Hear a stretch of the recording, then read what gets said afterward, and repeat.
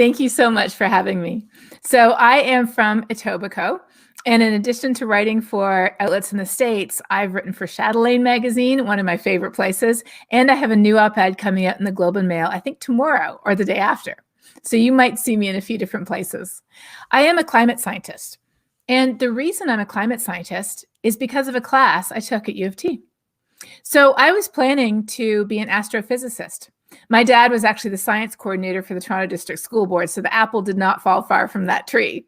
And I was almost finished my undergrad at U of T in physics and astronomy when I needed an extra class to complete my breadth requirements. I looked around and there was this brand new class over in Sid Smith, if you're familiar with U of T, on climate change. And I thought, well, that looks interesting. Why not take it? So I did, and I was completely shocked to learn that climate change is much more urgent than we thought, and that was back then. It's even more urgent now. And that climate change is not only an environmental issue. It is, but it is also a health issue. It's a poverty issue. It's a refugee crisis issue. It's a national security issue. Climate change is an everything issue. And if we don't fix it, it will fix us. That's what made me decide to become a climate scientist, to do everything I could to tell people why this matters and what we can do to fix it. So that's what my book is about, and that's what we're going to be talking about tonight. Now, I'm going to be talking to you, but you are also going to be talking to me. And here's how this works. If you could bring the screen up here. If you go to polev.com/Katharine, you have to spell it with 2 A's, the way I spell my name. You can click on the link I think that they put in the chat, or you can type it into your phone or your computer. Go to polev.com/Katharine, POLLEV.com/KATHARINE, and you will be able to tell me things as well as me telling you things. So people have already got on this. You're pretty quick. Where do you live? This is the first question. This is the easy question to make sure that you can use this. Where do you live? It looks like we have, not everybody's in Halton. That's what I suspected. I suspected not everybody was in Halton. So we've got Hamilton, GTA showing up. We've got people listening in from nowhere near, which is awesome. Oh, a few people showed up from Peel. It took you a little bit longer to get there. All right, GTA is coming in a little bit more. Okay, all right. So this sort of feels like election night, doesn't it? It looks like we are at about, Halton's holding strong at 70%, and then 30% other, Peel, Hamilton, GTA, and nowhere near. All right, so that was the first question. Now we're going to get a little bit more difficult. The next question I'm going to ask you requires you to give me a word, but just one word. The question I want to ask you now is this. When it comes to climate change, I feel what? Give me a word on how you feel when someone says climate change to you. And we have a little bit of a delay here, so we might see Hamilton and Halton popping up there. How do you feel when I say climate change? And don't worry, this is anonymous. I have no idea who you are. There's no way to tag what you say to what you put in here, so put whatever you want. I only have a language filter. I will add that. All right. Well, to those of you who are saying worried, scared, alarmed, concerned, you are not alone. 3/4 of all of us in Canada feel that way. 3/4 of us. Even down in the States where I live now, 70% of people say worried, scared, concerned, overwhelmed. 83% of mothers are worried. 84% of young people are worried. If you feel worried, you represent the majority of people. When it comes to climate change, we feel worried. We also feel exhausted. We feel challenged. We feel responsible, frustrated, stressed, mad, yes. I probably have cycled through just about every emotion that I see on the screen. As a climate scientist, I think about this every single day. The reason I wrote my book is because of this. The number one question that I get, no matter who I'm speaking to, no matter where I am, I could be talking to a university or a school, a community group, business people, somebody in the faith community. The number one question I get, no matter where I am, is this: what gives you hope? That's why I wrote my book.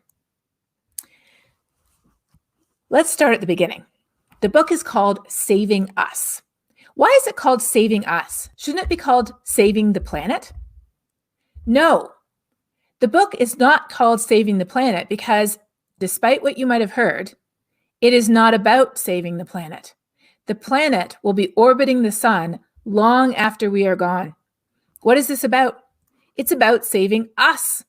Us humans and many of the other living things that share this planet with us, we are the ones who are at risk. So it's not choosing between the planet or the economy or the planet or people. No, the planet will survive without us. The question is, we can't survive without the planet.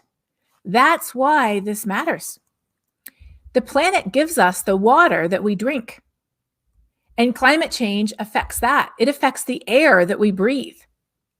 We all felt and saw the wildfire smoke in the skies this summer. It affects the food that we eat. We cannot live without it. It affects the buildings and roads and water and electricity systems that we use. One of the biggest ways that climate change is affecting us today is by loading the weather dice against us. What do I mean by that? Well, wherever we live, we always have a chance of a drought, a heat wave, a wildfire, a storm. That's just a natural part of life on this planet. So where does climate change come in? As the world gets warmer, decade by decade by decade, it's loading the weather dice against us. It's sneaking in and taking one of the numbers and turning it into another 6, taking another number and turning it into a 7. All of a sudden, we're rolling our weather dice and we're getting more and more extreme weather. We are getting deadlier heat waves. We're getting stronger hurricanes. We're getting longer droughts, and we're getting wildfire burning more area. And we say, how could this be happening? The answer is climate change. What do we see happening around the world? We see climate change exacerbating drought in Madagascar today.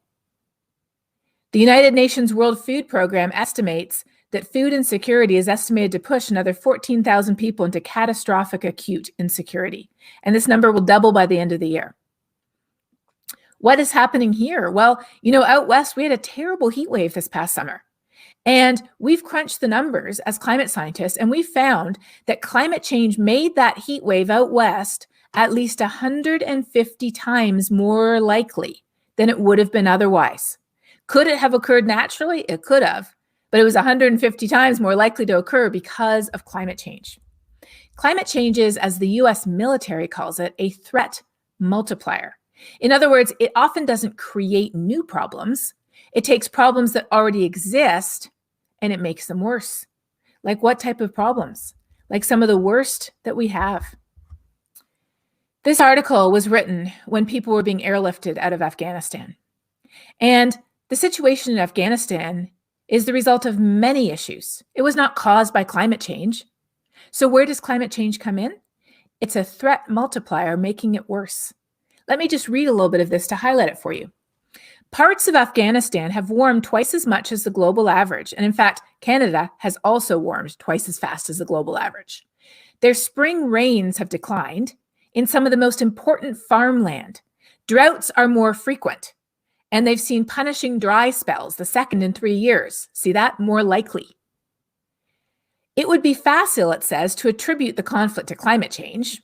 No, it didn't cause the conflict. But what climate change does is it acts as a threat multiplier, amplifying conflict over water, putting people out of work in a nation where people largely live off the land. As a professor of hydrology says here, the war has exacerbated climate change impacts. For 10 years, over 50% of the national budget goes to the war. Now there is no government and the future is unclear. Our current situation today is completely hopeless. What's happening today, right here in our country, not in Southern Ontario, but over in BC? They're being hit by an atmospheric river. What is an atmospheric river? It's a phenomenon that's been around for a long time. Atmospheric rivers are responsible for about 30 to 40% of the precipitation they get on the West Coast. This is what an atmospheric river looks like in a satellite image. Can you see that long sort of river of water vapor in the sky stretching right across the Pacific from China all the way over to the West Coast of North America? That's an atmospheric river. Why do they bring rain to British Columbia? It's because when that air hits the mountains, it starts to rise. And as it rises, all the water vapor that's carrying, it's literally like a river in the sky. That's how much water vapor is in there. All that water vapor condenses and falls. So we typically get heavy rain events when atmospheric rivers hit. Where does climate change come in? Climate change is making atmospheric rivers stronger and more intense. Climate change is also increasing the amount of water vapor available for that atmospheric river to sweep up and dump on us. Why? Because warmer air holds more water vapor. So the warmer the air gets, the more water vapor there is for the atmosphere to sweep into that atmospheric river and funnel straight for BC. This is what it looks like in a satellite image. You can see it even more clearly. This is an atmospheric river, not the one right now. This one is hitting San Francisco, but you can see what it looks like. It is literally a river in the sky. And so British Columbia, which already endured a record-breaking heat wave and devastating wildfires, which destroyed many of the trees that would otherwise protect from flooding and landslides, is now experiencing record-breaking floods. Climate change is loading the dice against us wherever we live. Wildfires, heat waves, floods, hurricanes. Each part of Canada is being affected differently, but each part is being affected. This is a visual image of what I'm talking about. So if you live in Ontario, we have heat waves on our weather dice. We have heavy rainfall events and floods. We have winter storms. And we naturally get all of these events. But as climate is changing, again, it's like it's sneaking in, taking one of those numbers and then another and changing them into sixes and changing another one into seven. And all of a sudden we're saying, how could we, as many of my colleagues might say, I live down here in Texas now, how could we have 3 500-year flood events in 3 years in Houston, Texas? The answer is by climate change loading the dice against us. Often when we think about climate change, though, we think that's all fine and good, but the only people who really need to worry about climate change are people who look like this, David Suzuki, or this, Elizabeth May or Catherine McKenna, or this, Greta Thunberg, or this, a polar bear. That's often what we think when we think about climate change. But now you know, thanks to what I've shown, that to care about climate change, you only have to be one thing. And that one thing is not an environmentalist. It is not a politician. It is not an activist. It is not a polar bear. The one thing you need to be, and this is literally a t-shirt that somebody made and took a picture of and then sent it to me. I did not make this. The one thing you have to be to care about a changing climate is quite literally a human being living on this planet. That is the one thing you need to be, and we are all that. No offense at all intended. I have hugged quite a few trees in my time. My point here is simply that often we assume that people have to be in the more liberal end of the political spectrum and they have to be an environmentalist to care. Of course, if you are, you do, but you don't have to be. All you have to be is a human. And if you're listening to this, you are that. So that's why the book is called Saving Us. Why did I write it? I wrote it to answer 2 questions. The 2 questions I get most frequently. What gives you hope is number 1. I want to begin to answer this question, though, by saying what does not give me hope. And what does not give me hope is how politically polarized this issue is. Since the Obama administration in the United States, climate change has topped the list of the most politically polarized issues in the whole country. So you can't make these figures in Canada because we don't have 2 political parties, but in the US they do. And so what this shows is where the average conservative or Republican is. And I know it's very confusing because Republicans are red in the US, and that means conservative, and where the average Democrat is. And the width of the gray bar shows how far apart they are on an issue. And this list of issues is sorted in terms of the width of the gray bar. And what do we have at the top? We have climate change. This, if you're looking at your dates, was right before COVID hit, right? Right before COVID hit, climate change was right at the top. Where do you think we are today? Here we are today. Right at the top is addressing issues around race, dealing with climate change, and dealing with the COVID outbreak. The only reason why climate change dropped to number 2 is because the Democrat levels of concern dropped. Isn't that depressing? Climate change remains the most politically polarized issue in the United States. Now, you might be saying, well, that's the US. We're different. I wish we were. This is a map by riding. You may think this is a map of the election results from September. It looks a lot like the results of the election map from September, but it isn't. You know what this is a map of? It's a map of whether people agree with 200 years of physics that says that the Earth is warming due to human activity. Yes, that is not a typo. We have known for 200 years that digging up and burning coal and gas and oil is producing heat-trapping gases that are wrapping an extra blanket around the planet. Now, back in the 1800s, scientists thought it would take hundreds of years to see warming. But by 1938, a British engineer, Guy Callendar, who was born in Canada, so we'll claim him, Guy Callendar had actually measured the observed warming of the Earth. By 1938, he had measured how the Earth was warming due to burning fossil fuels. And of course, now we know that the Earth has warmed by 1.2 degrees Celsius, which is far more than anything that has ever happened in the history of human civilization on the planet. And that's why it's important. Again, it's not about saving the planet. The planet has been warmer or cooler before. But we humans, almost 8 billion of us, we have never experienced this much warming this fast. And what is at risk? Everything. Our infrastructure, our homes, our health, our water, our food, our electricity systems, our supply chains, our economy, our security, our safety, everything that makes up human civilization as we know it, that's what is at risk from climate change. Yet climate change is still politically polarized right here at home, and that does not give me hope. What else does not give me hope? Don't worry, I'm taking us all the way down before we go back up again, but we need to go here because this is the reason why I care the most about climate change. Climate change is profoundly unfair. It disproportionately affects the poorest and most marginalized peoples who've done the least to contribute to the problem.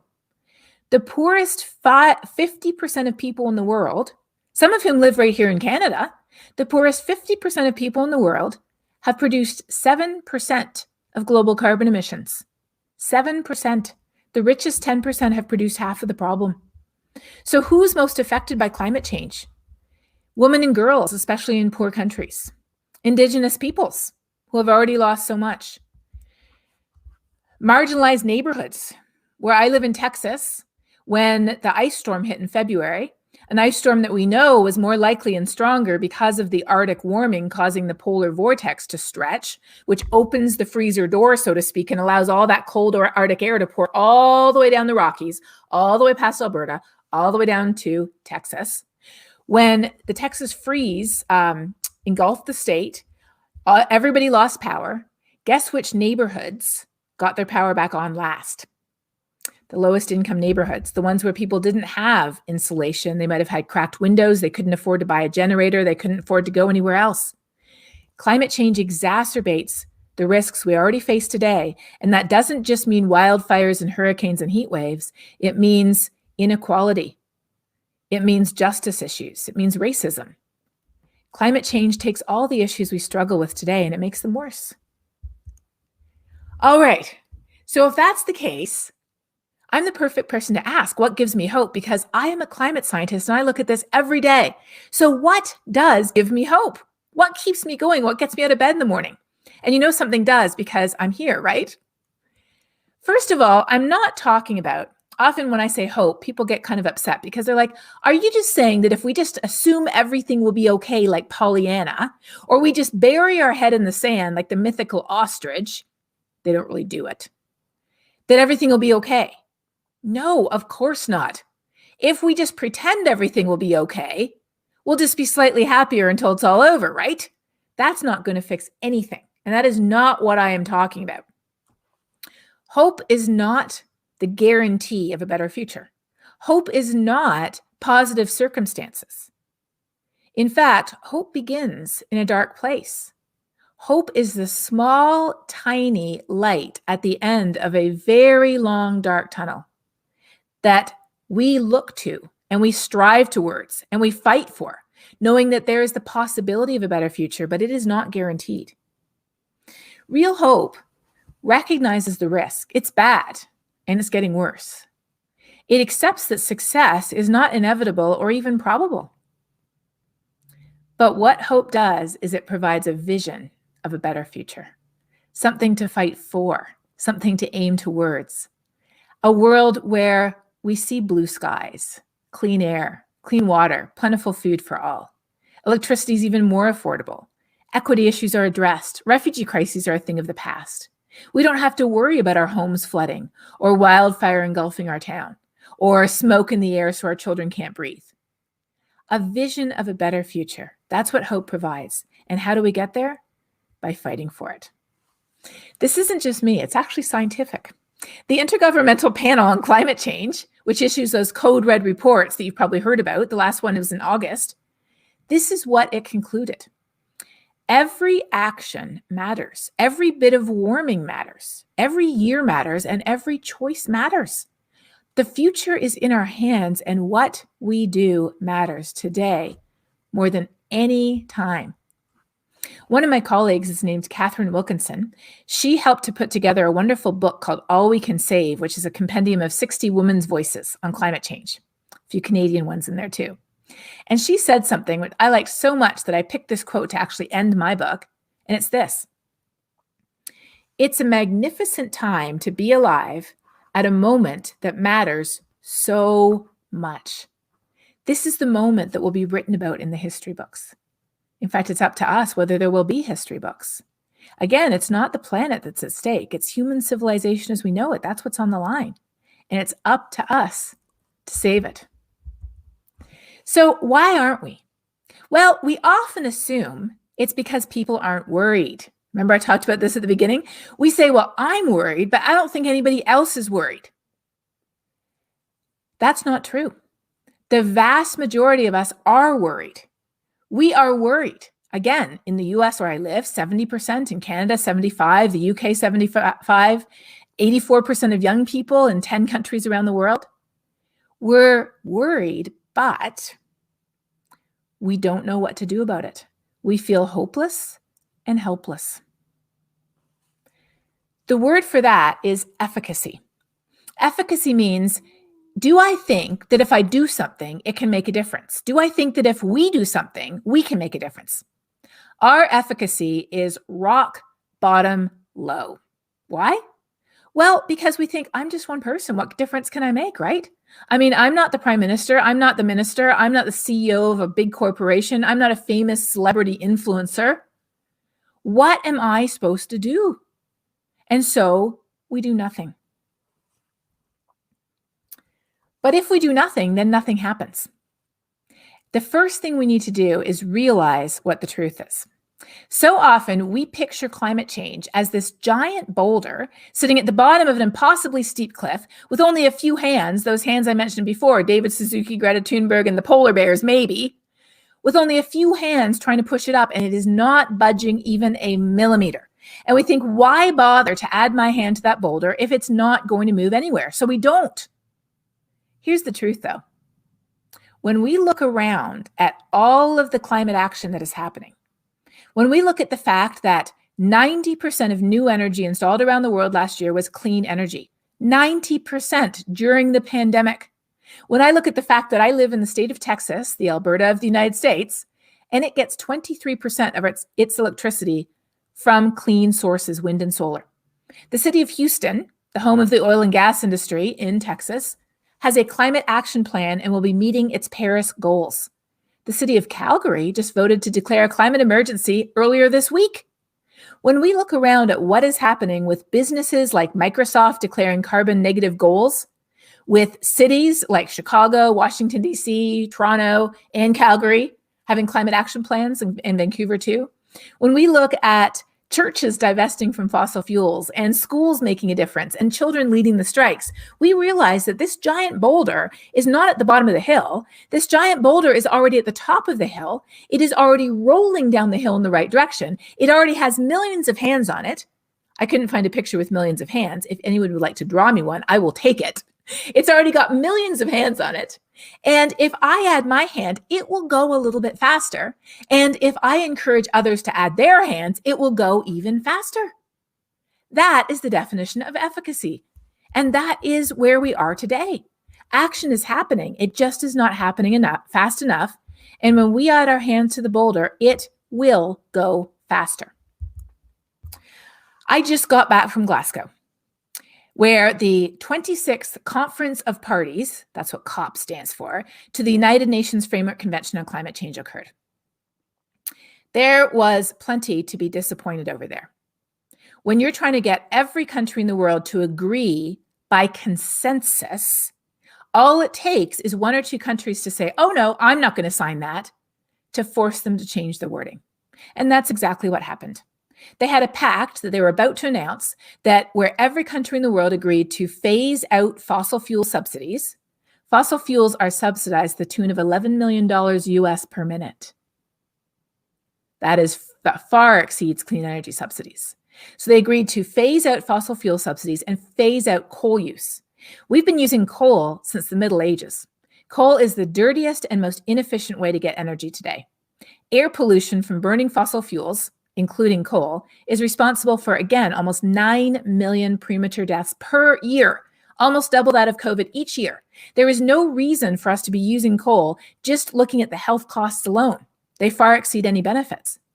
But even though they were about to agree to phase out coal, at the last minute, a few countries stepped in, coal-heavy countries, and said, we're not going to sign unless it says to phase down, but not phase out. That is discouraging. It's not just discouraging, it's heartbreaking. There were representatives there from low-lying islands in the South Pacific that knew that those words might make the difference between whether they even had an island or not. But at the same time, the boulder is rolling faster than it was just 4 weeks ago. How? Well, first of all, going into, and don't worry, this is as sciencey as I'm going to get, but I figured you might want an update on COP since I was there. Going into COP, with the commitments that countries had made, we had a 66% chance of holding warming to 2.7 degrees Celsius. What's the goal of the Paris Agreement? Below 2 degrees Celsius and 1.5 if we can. Where are we at today? We're already at 1.2. Do we have enough yet? No, but we did up the commitments. So current policies like Canada's climate carbon tax, current policies will keep warming to 2.6 with the extra commitments that countries made, which include, in our case, eliminating methane emissions that are leaking out of old oil and gas wells, contributing to slowing down and eliminating deforestation, phasing out coal. With new 2030 commitments, we could be down to 2.4. And with the net zero promises, and Canada has a net zero promise for 2050, if countries fulfill that, that would take us down to 1.8. It's still not enough, and we still have to do it, but it is a lot more than we had before. But you know what really gave me hope? What really gave me hope was this.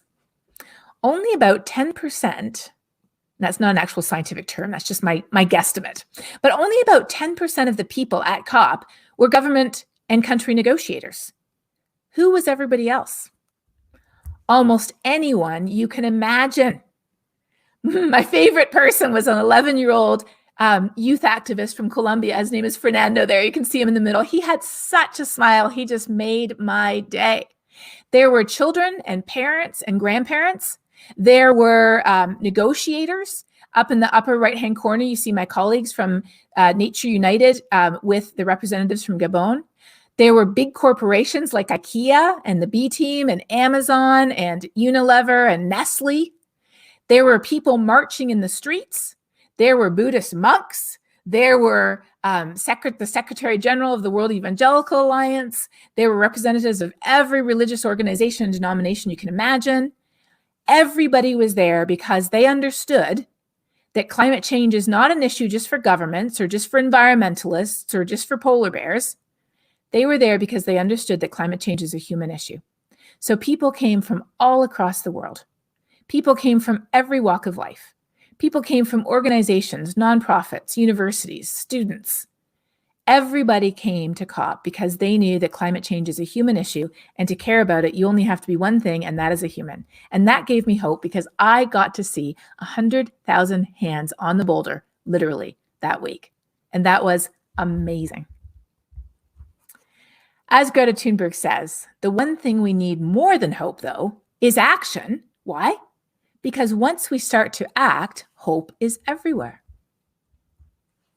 What is the most important action that you and I as individuals can take? Often you might think I'm going to say, change your light bulbs, change your diet, look at where you get your electricity from, maybe get an EV or take public transport or the GO train. And yes, all of those help, but we have something bigger than our footprint. It's our shadow. How do we interact with others around us? How do we influence decisions that our school is making, our city is making, our place of work is making, our place of worship is making, our organization, our team, whatever we're part of is making? How do we influence those decisions? How do we get more hands on the boulder? By talking about it. Now, some of it may be using our voice, but I also mean we could be writing, we could be creating something, we could be posting something on social media, we could be doing something where other people see us doing it. That's a form of talking too.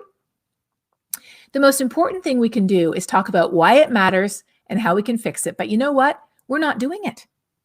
We are not talking about it. 2/3 of us don't have a conversation about it. Why not? We don't think it matters. We don't know how to communicate why it matters to others, and we don't think there's anything that we can do to fix it. So why bother? So climate changes and we get worried. We're all worried. And what happens? We look around and we say, oh, well, if these people aren't as worried as I am, they need to be. So we load up all of the scary facts we can muster. And believe me, there are a lot of scary facts out there. All true.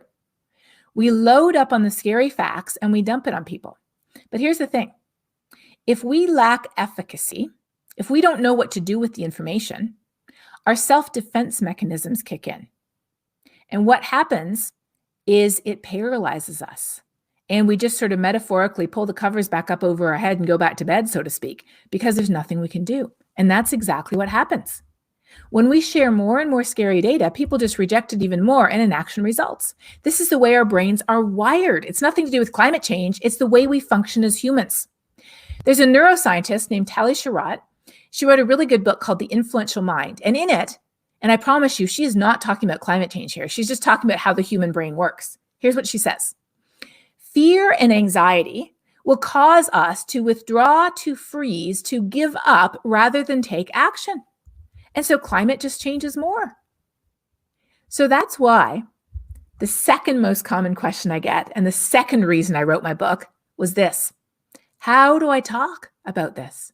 How do I talk about this to my family member, my neighbor, the person I work with, my roommate, my elected official, somebody at the city, somebody, how do I have a conversation about this? If it isn't loading up more scary facts and dumping them on people, what do I do? What do I say? Well, first of all, when I say you can have a positive, constructive conversation, often people immediately jump to the dismissive person that they know. The person you know who's convinced this is a hoax, who brings it up all the time. I have some bad news. I have good news too, but here's the bad news. It is difficult, if not impossible, to have a constructive conversation with someone who's dismissive. Why? Because they won't listen. You can't have a conversation with somebody who isn't going to listen to anything you say.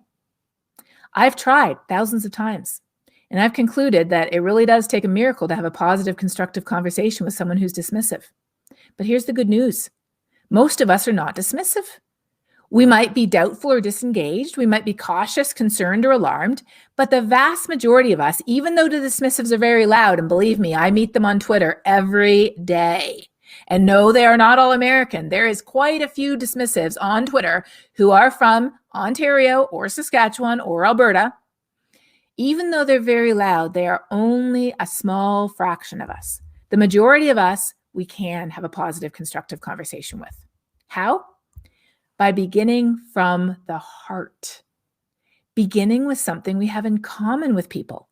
Not beginning with a bunch of scientific facts, not even awkwardly introducing climate change into the conversation, but beginning with who we are. So now I'm going to ask you a question in a minute, and you're going to have to give me your answer in poll EV. I'm going to ask you this. Why do you care about climate change? And I'm going to take you through my inventory first. So I can begin conversations over science because I love science. And if people like science, we can talk about science. And there's certainly plenty to connect with climate change because science is what tells us that it's real and it's us and it's dangerous.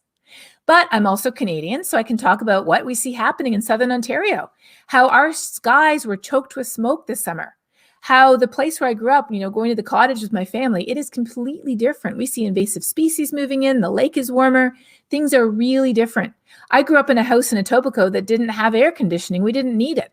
Well, my parents had to put it in because they couldn't at least sleep in the basement the whole summer. That was what we normally did for like the 2 or 3 days it was too hot. I live in Texas, which is the most vulnerable state in the US to climate impacts, loading the dice against us. I love skiing, and you need snow to ski. I'm a mom. I would do anything for the future of my child. I've started conversations over the fact that I knit, or I love a good glass of wine. I like going to the beach, and I'm a Christian. I care about climate change because of who I am. And here's the good news. Whoever you are, you care because of who you are. And whoever you are already the perfect person to care because of who you are. And whoever you're talking to, they are already the perfect person to care too. Do you have to make them into what you are? Do you have to force everybody to become a skier before everybody cares about climate change? Of course not. Why? Because whatever anyone else cares about, whoever they are, whoever they love, wherever they love, whatever they love, is already being affected by climate change today. And that means that they already care. And if they don't think they do, they just haven't connected the dots. So now it's your turn. I want one word from you. If you're going to use more than one word, connect it with a dot or a dash, but preferably just give me one word. I want to know, who are you and why do you care about climate change? I care about climate change because I am a what? Fill in the blank for me. I care about it because I am, yes, you are a human. That's right. And that is why you care. I care about it because I'm a mom or a parent. Absolutely. Climate change is the biggest threat to our children's future. Climate change, as I often say, it's like the hurdle that stands between us and a better future. And we have to get over that barrier to get to that better future. I love how we're seeing totally different answers here. And that is perfect. I don't want to see the same answers. I mean, of course, we all are human, I would assume, unless your cat's figured out how to type. But in addition to being human, we are all these different things. We could be young or we could be old. We could be a student or we could be a grandmother. We could be a hiker. We could be an entomologist. I love that. We could be a gardener or an ecologist. We could be a birder or a baker. We could just be a friend or an aunt or a student. Oh, we got a skier there too. An educator, an artist. A food enthusiast. Yes, definitely that. I talk all about that in my book, believe me. Whoever you are already the perfect person to care about climate change. And whoever you're talking to, they are already the perfect person to care. And if they don't think they care, it is because they have not connected the dots between what's already at the top of their list and how climate change is affecting it. So what's your job? Your job is to help them do it. Where do you start? By asking them questions. Figure out what makes them tick. Are they really into fishing or kayaking or ultimate frisbee or beer? Do they really care about, I'm a sailor too. I forgot to mention that. I just saw that. Do they really care about hockey? Well, guess what? Our backyard ice rinks are melting. Whoever we are, whatever we care about, climate change is already affecting everything that's already at the top of our list. And that is how we start our conversations with people, with what they and you already care about today. So start with something you have in common. Explain how we're being affected. If we love hockey, talk about what's happening to our backyard ice rinks. If you love tennis, talk about how they're taking longer breaks in the tennis competitions so the athletes don't get heat exhaustion.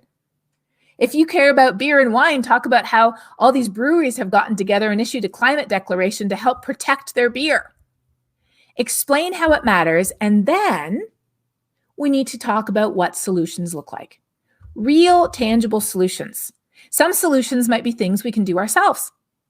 Like what? Like, did you know that food waste is a huge source of heat trapping gas emissions? If we reduce our food waste, that's part of the solution. Did you know that what we eat matters? Meat, especially beef, produces a lot of heat-trapping gas emissions. So try a meatless Monday or a plant-based recipe. It's good for your health, it's good for your budget, and it's good for the planet too. And when I say the planet, I actually mean us. What about, I love the fact that I got a plug-in car. And so during COVID, I didn't have to go to the gas station more than about once a month or two. And I loved that. And I was very happy to talk about that. But we can also talk about what others are doing. Like what? We can talk about what countries are doing, including our own. We are definitely taking action here in Canada. We can talk about what companies are doing. Companies? Yes. Did you know that companies like Microsoft and Apple and Walmart are all taking action? Did you know that companies like Dominion are offering ugly food that you can buy to reduce food waste and save money? Did you know that churches and faith leaders are taking action? The Pope, the Archbishop of Canterbury.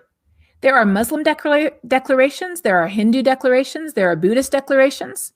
There are declarations from every major faith tradition in the world, showing why what they believe is entirely consistent and compatible with climate action. And in fact, if you take what you believe seriously, you would be out at the front of the line demanding climate action because of your faith. I love telling stories about what's happening in Texas. People are surprised to know that there's so much going on in Texas.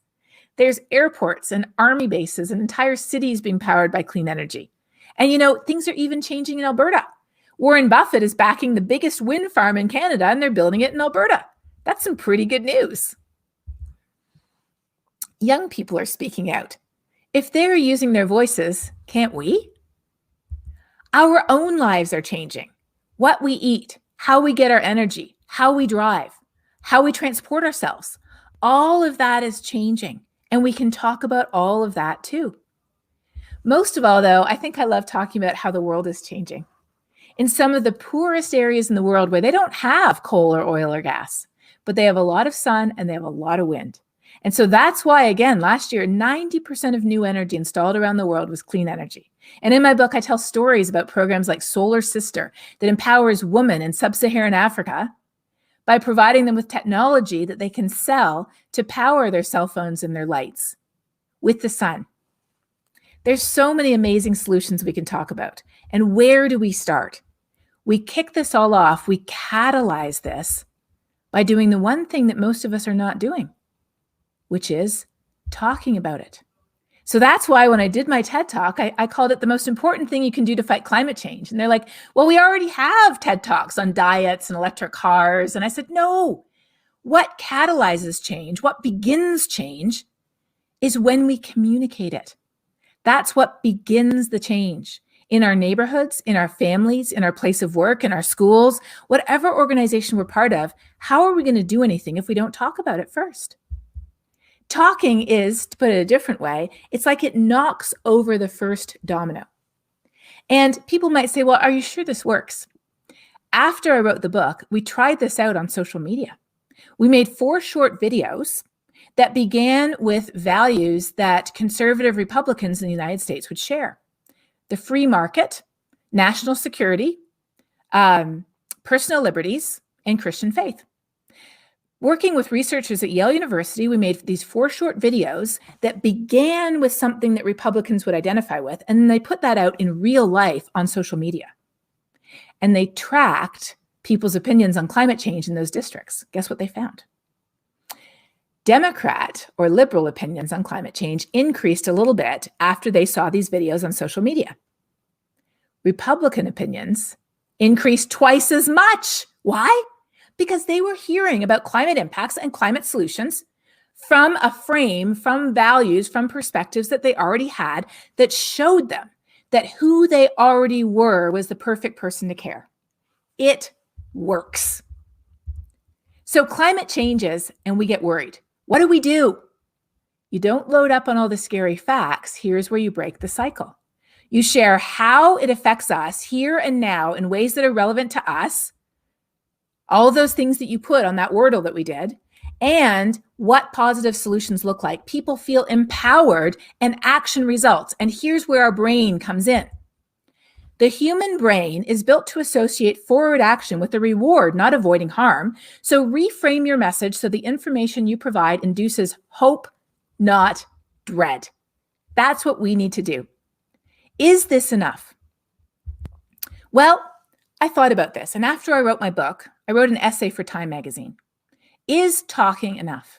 Is using our voice to advocate for change enough? And this is what I concluded.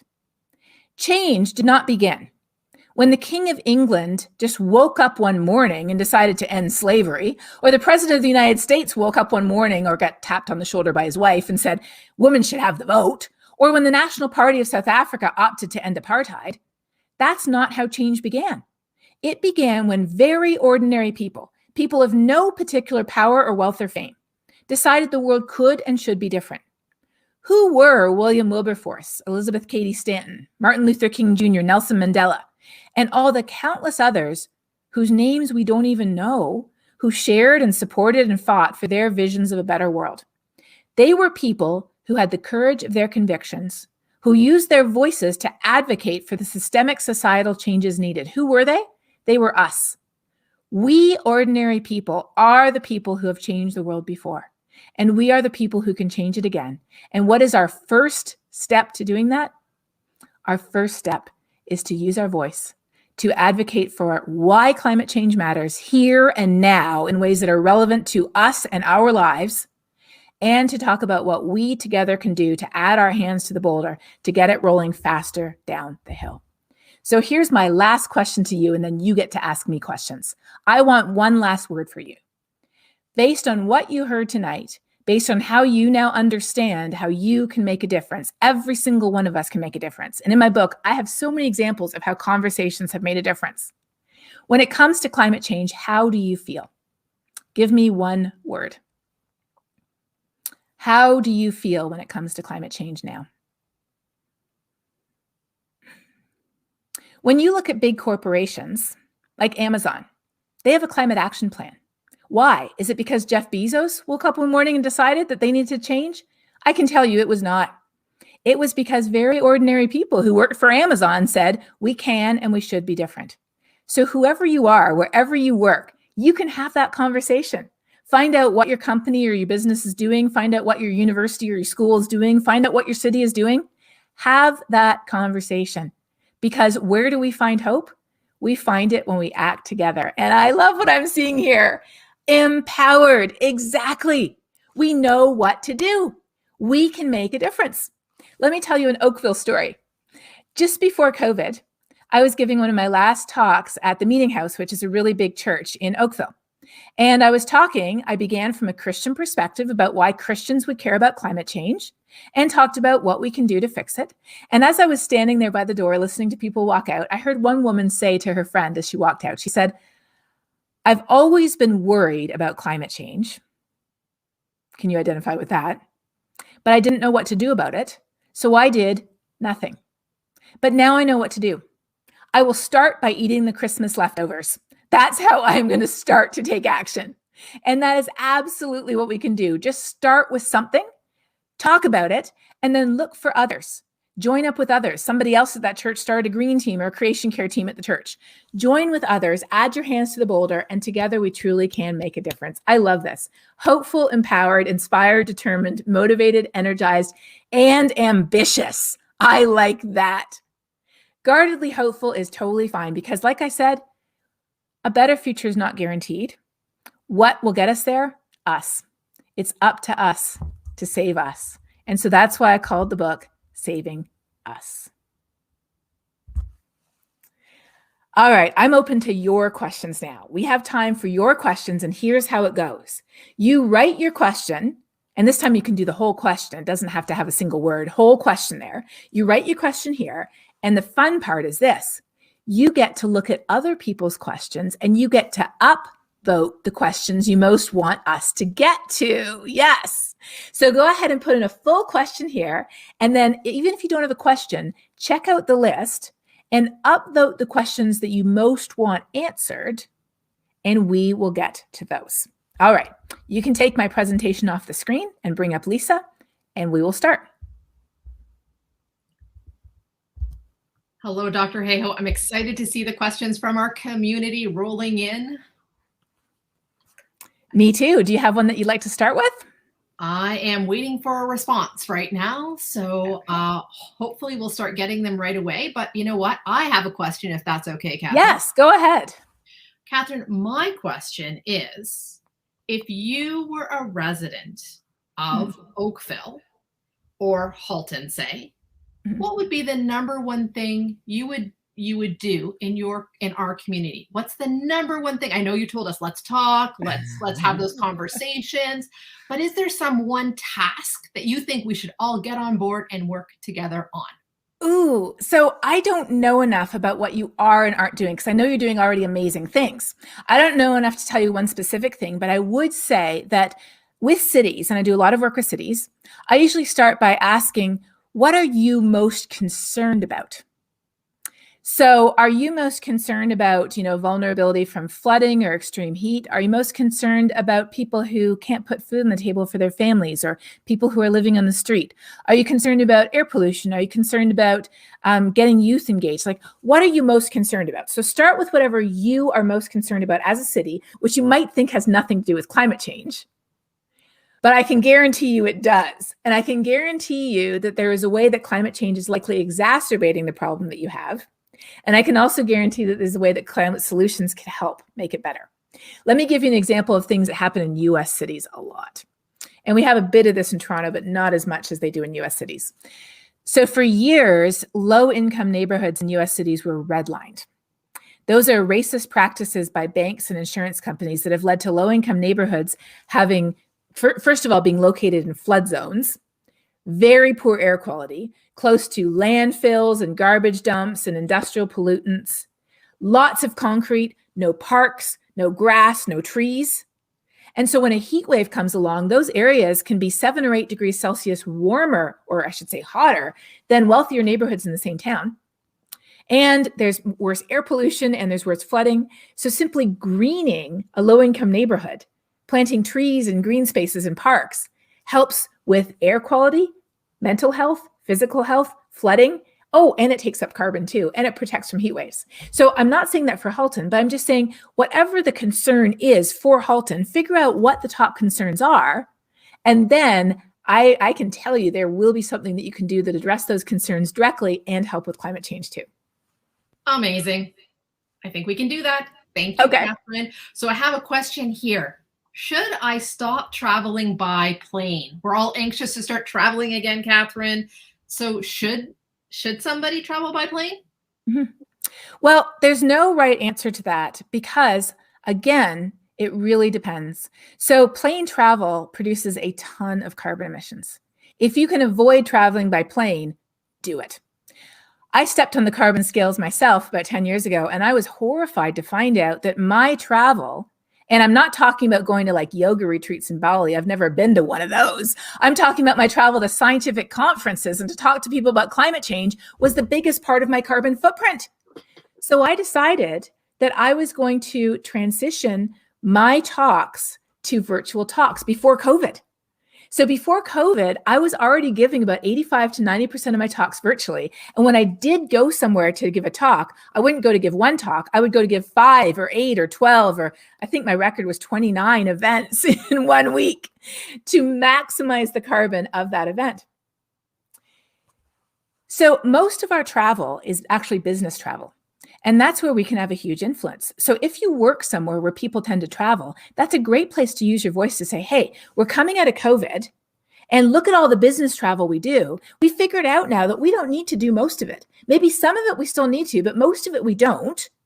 So let's cut down on what we can. Why don't we do that? Look at all the money and the time that we would save too, as well as the carbon. That's a way that we can use our voice.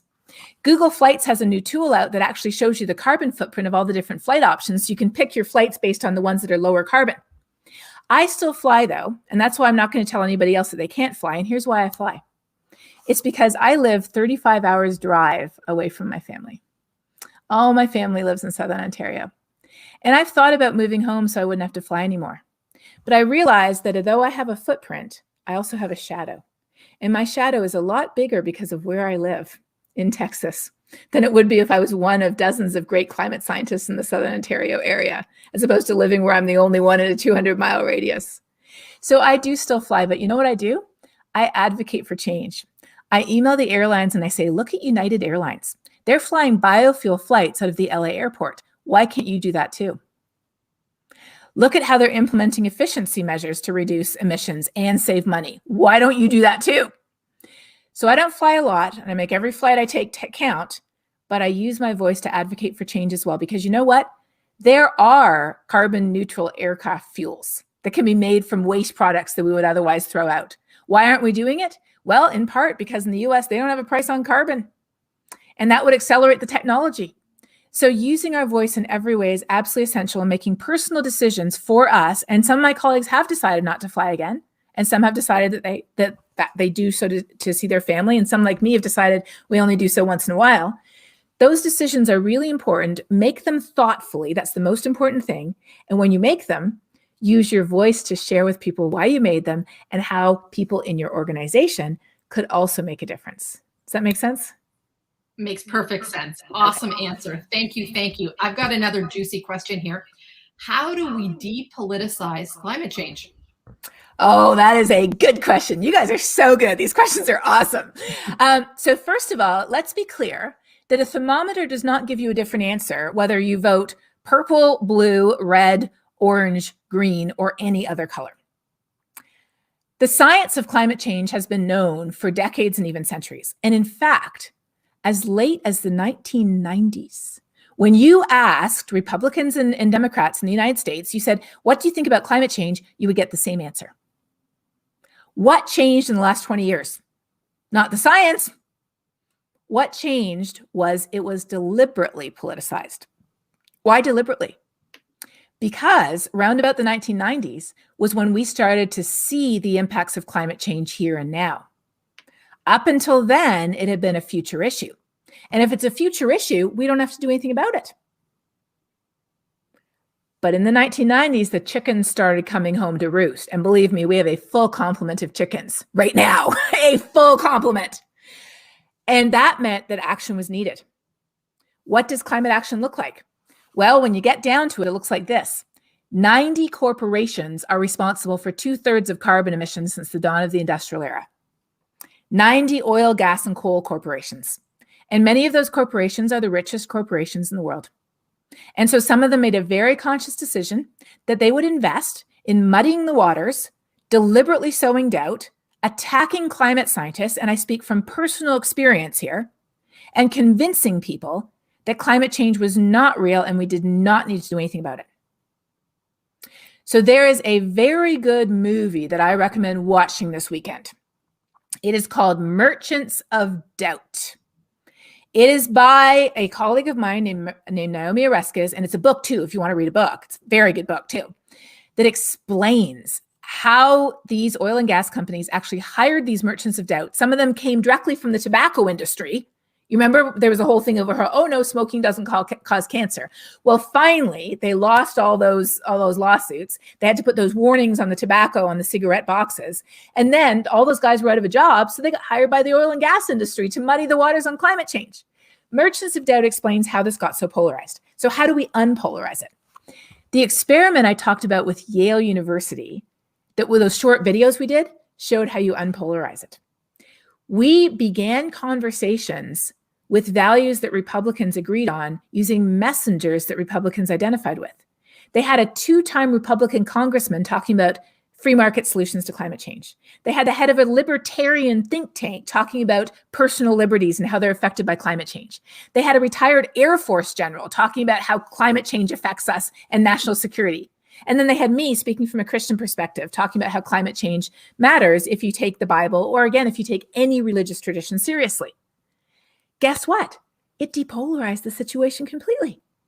Because rather than beginning with something they disagreed on, we were beginning with something they agreed on.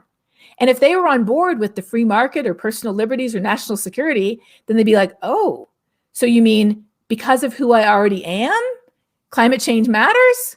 Well, in that case, I guess it does matter to me.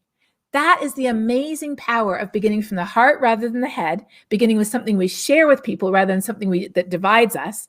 and talking about positive, constructive solutions that people can get on board with. We really can do that. Love it. Meeting people where they are. Always works in life, doesn't it? Catherine, I have another one. How do you talk to your children or child when they are worrying about climate change? I do. And there's an excellent book called How to Talk to Your Children About Climate Change that I highly recommend by Harriet Sugarman. But first of all, kids are people too. And kids are really smart. They get it so much more than adults, right? So with kids, they're often even more worried than we are. In fact, polling data shows us that young people are more worried than older people about climate change. So what's the most important thing to talk about with kids? How they can make a difference. Instilling in kids a sense of agency. And believe me, they can make a difference. I mean, look at how young people are raising their voices to demand climate action around the world. They're showing us the way. I have this little YouTube series called Global Weirding, and my favorite episode and the most watched episode is called I'm Just a Kid, What Can I Do? In that episode, I have stories of, young women who are setting up an algae biofuel lab under their bed until her mom kicked her into the garage, and winning national science competitions. And of course, algae biofuel is a type of carbon neutral biofuel that you can use to power airplanes. Kids that are creating $5 chargers that can charge your cell phone with wind or solar energy. Kids that are suing the federal government for their right to a better future. Kids are leading the way in climate action. And when we talk to our kids, it is so important to show them that they can make a difference. Who they are is exactly the perfect person to care, and who they are is exactly the perfect person to raise their voice for climate action. And today on social media, I mean, kids are really leading the way, aren't they? They certainly are. Absolutely. We've got lots of young leaders here in our Generation Green program, and we love to listen to them, that's for sure. So Katharine, I've got another one. What's the best way to motivate friends to change what they're comfortable with? Offer them something else. So I talk in my book about how shaming and guilting is not going to affect long-term change. If you shame and guilt somebody, they're just going to do it while you're not watching, and then they'll avoid you. We have to show that there's something better. So a couple of years ago, we went home for Christmas, and my husband had just gotten the new iPhone back then before we came home for Christmas. Well, it was just being released in Canada, and we were going to the mall. We were going to Sherway Gardens to do some last minute Christmas shopping. And there was a lineup of like 200 people outside the Apple store in Sherway Gardens waiting for this iPhone. So you know what my husband did? He took his phone and he was like, and he walked down the row with him. He's like, look, it's great. Here it is. And you didn't have to tell a single person that line. You really should get it because it's more energy efficient. You really should get it because of this and this. You didn't have to tell anybody that. They wanted it because it was better. We have to show people that there are solutions that are better. They are better for our health. They are better for our wallet. Even electric cars, they're faster than regular cars. They make us more independent. They make us a more genuine, caring, loving version of who we already are. A better parent, a better lover of the outdoors, a more concerned and engaged citizen, a better human. Solutions make us a better person. And if we really think they're better, we will change. But all too often, they're presented as, you terrible, horrible person. I can't believe you're doing that. You really need to stop. Whereas in reality, we need to be like, wow, have you tried one of those Beyond Meat burgers? They're amazing. My son went home, and my dad and he always go out to play ping pong together in Toronto. And my son was like, I love Beyond Meat burgers. They're so good. Let's find a place that offers them. And my dad's like, I've never had that before. I'm like, well, Tim Hortons breakfast sandwich at that time offered them. And I was like, you could have. He never had. But my son was like, let's find a place that does them. They went out. They both had them. My dad's like, this is great. I love it. So you really have to look for something that actually gives you joy. And there is plenty to give you joy when we look at climate solutions in terms of the impact that it has on ourselves, the impact it has on others, and the impact it has on this amazing home that we share with every living thing. Awesome. Amazing. Have one more question. How do you respond when people say that they like our warmer winters? So this person lives in Hamilton, Ontario. I hear you. I remember a funny meme from a number of years ago it was like on Center Island looking towards downtown Toronto, and they had photoshopped a giant beach, and they had this banner that said Canadians for global warming. I remember that. Oh. So yes, it's very nice to have a snowless winter in Southern Ontario if you're not a skier. It's very nice to have that. And sure, we can acknowledge the benefits. It's nice if there's some benefits, but unfortunately, the warmer weather is bringing a lot more drawbacks too. We see that invasive species are moving northward across the border, like Lyme disease. We didn't used to have Lyme disease in Ontario, and now it's all through Ontario.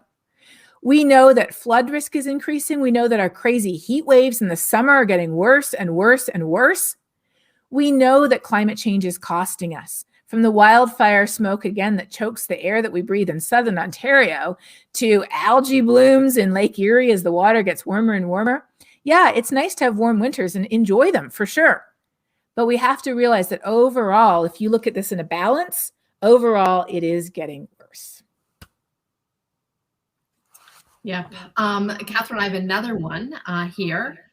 Let me just make sure I get this one right. How do you recommend going about dropping climate change into a normal conversation without it seeming out of the blue?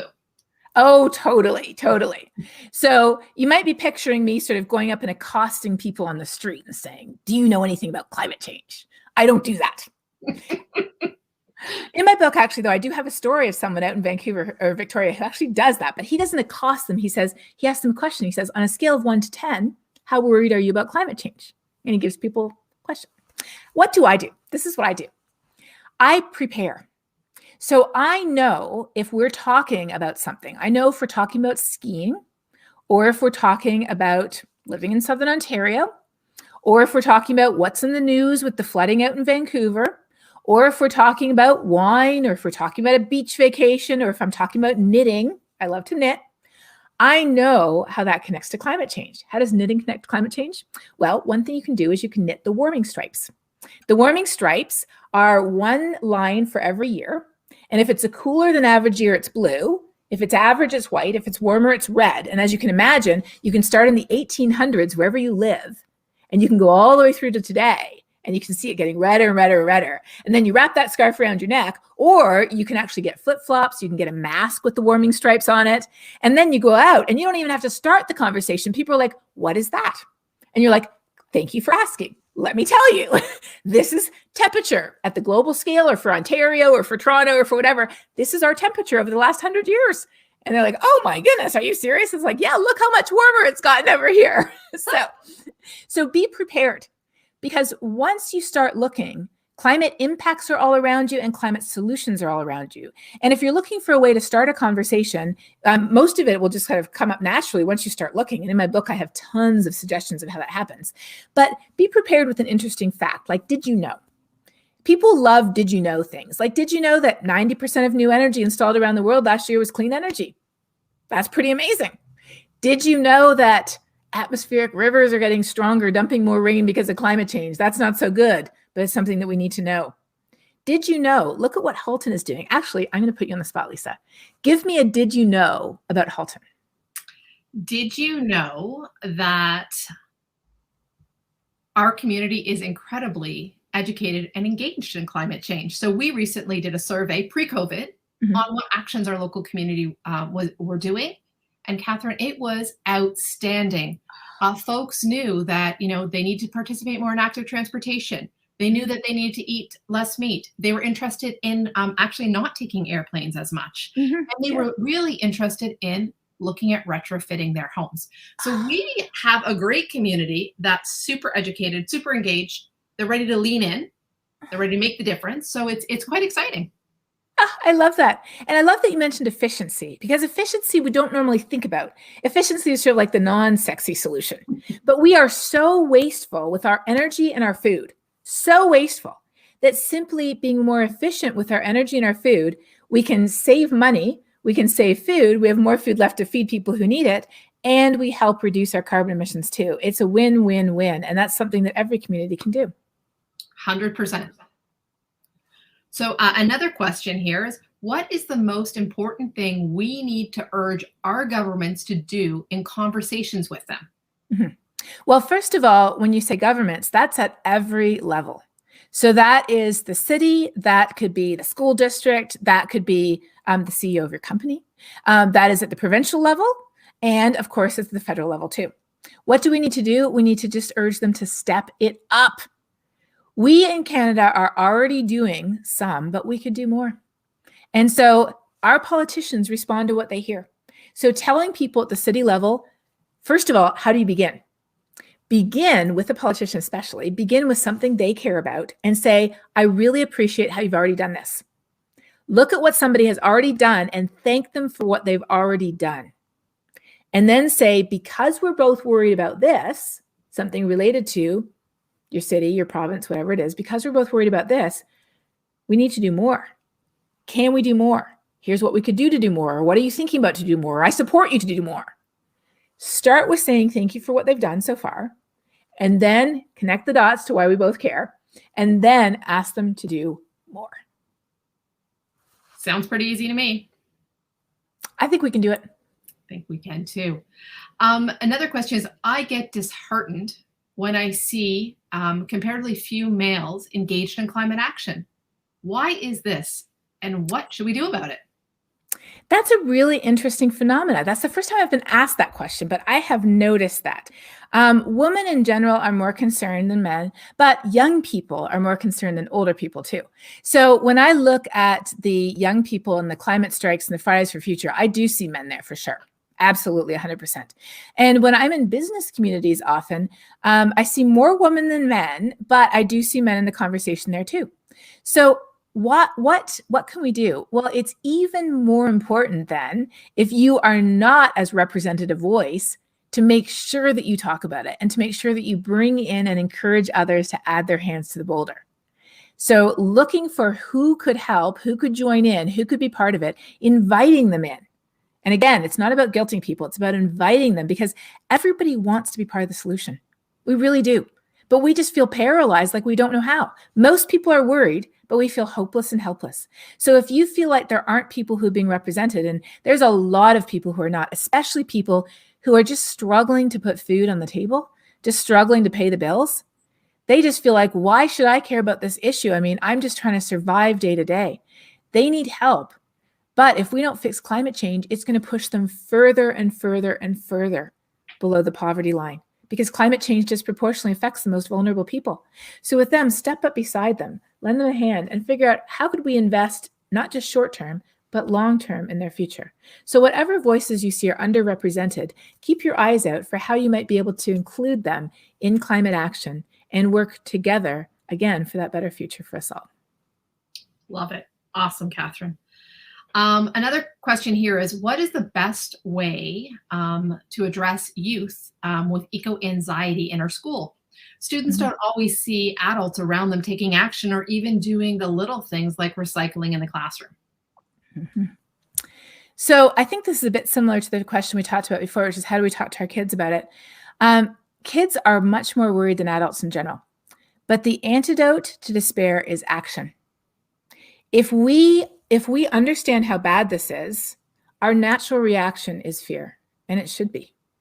And if nothing happens, that fear translates into anxiety, despair, and paralysis. So what's the key? Remember that little diagram I did? Climate changes and we get worried, and where do we break the cycle? We offer positive, constructive things that people can do to make a difference. And when we act together, that's where we find hope. Love it. Amazing. This is an interesting one. Is it better to agitate for systematic change or do personal little changes? Ooh, I hear this all the time on Twitter. Is it better to do individual changes or to advocate for system-wide change? And my answer is yes. Why? Because a system is made up of people. A corporation is made of people. A government is made of people. A city is made of people. A system is made up of people, and the only way a system changes is when people change. So how do we activate system change? By using our voice. How do we use our voice? By talking about, again, why it matters and what we can do to fix it. What we can do to fix it includes personal choices. It includes choices that we make to change and reduce our carbon footprint, but talk about them. Because imagine this. Let me give you a hypothetical situation.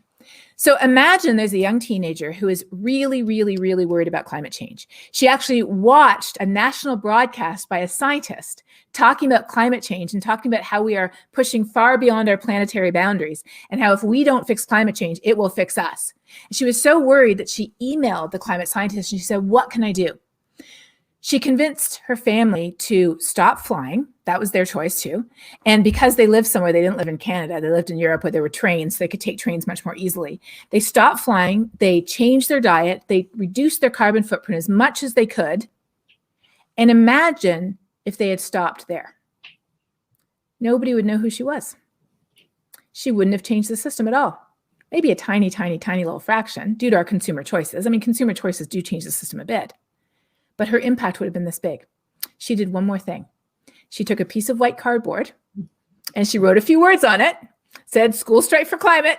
And she went and she sat outside a building, and that building was the Swedish Parliament building. And now everybody knows her name because she used her voice. Did she take personal actions? Of course she did.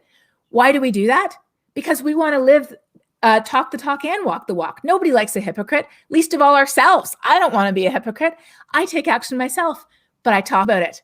I tell people about how I got rid of the freezer and I changed how I shop for my food to reduce my food waste. And I love my plug-in car and my solar panels are great. And I changed how I travel to be more thoughtful and mindful about it. I talk about it, but I also talk about it at my school. I talk about it at my place of work. We're coming out of COVID where I work. And I said, you know what? We traveled a lot before COVID. Could we consider having some, sort of guidance about how these are the meetings that we're going to keep virtual? We don't have to travel to these meetings anymore. I use my voice every time there's an election in my riding. I often email our MPs, not just the ones on the left-hand side of the spectrum. I email the other candidates too and say, what's your plan about climate change? Everybody needs one. This isn't a left side spectrum issue. This is an everything issue. Using our voices is how we catalyze change. It's how we knock over that first domino of change. Using our voices is how we change the world. Remember the examples I gave? Slavery, women getting the vote, civil rights, apartheid, gay marriage. How did those things happen? It wasn't because the prime minister or the president or the CEO or some rich famous person woke up one morning and said, "Oh, let's change the world." It was because very ordinary people decided the system had to change. They did everything they could in their personal lives. But what really made the difference is when they used their voice to advocate for that change. And that is why every single one of us has that ability to change the world, because we all have a voice. Amazing, Katharine. That is awesome. How are we doing for time? Another question, Katharine? I think that's actually probably a great place to end on. I would just encourage people to check out the book if you want more stories about how we can have these conversations and how they truly make a difference. Have those conversations where you live, and you live in a great place where people are already so on board. And don't feel then, okay, everybody's on board, so why talk about it? You can have even better conversations if people are on board, because you can skip over the whole why do you care, and you can just get to what more could we do together? I went to COP, and one of the coolest things I saw was almost everybody had these warming stripe masks on. Everybody was walking around with an evidence of how things are changing on their face. And so when you had conversations, you're actually looking at what's happening where you live. And I went past the Hydro building, and the Hydro building had wrapped the entire outside of the building in the warming stripes for Glasgow, Scotland. So every time somebody walked past the Hydro building, which in Scotland, they are at like 99% clean energy now. 99%, 100 on good days.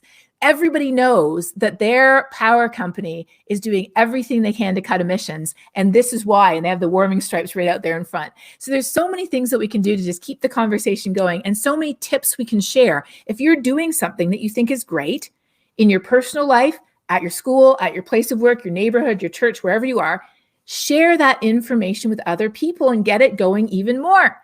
And if you want more ideas with the book, I should mention, oops, here it is. I'm actually making discussion questions to go with the book. I'm making short videos to go with each section so you can use it for your book club.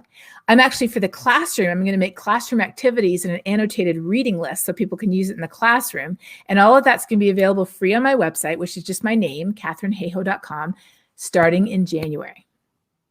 Amazing. What a great gift. So we'll definitely retweet that out. And, if any community member here in Halton wants to share a great story, tag us at Hen here at Halton Climate. We'll share it. Katharine, I love it. We'll start something going after tonight. What do you think? I love it. That's fantastic. And I'll tell you about one other cool program. It's called 26,000 Conversations.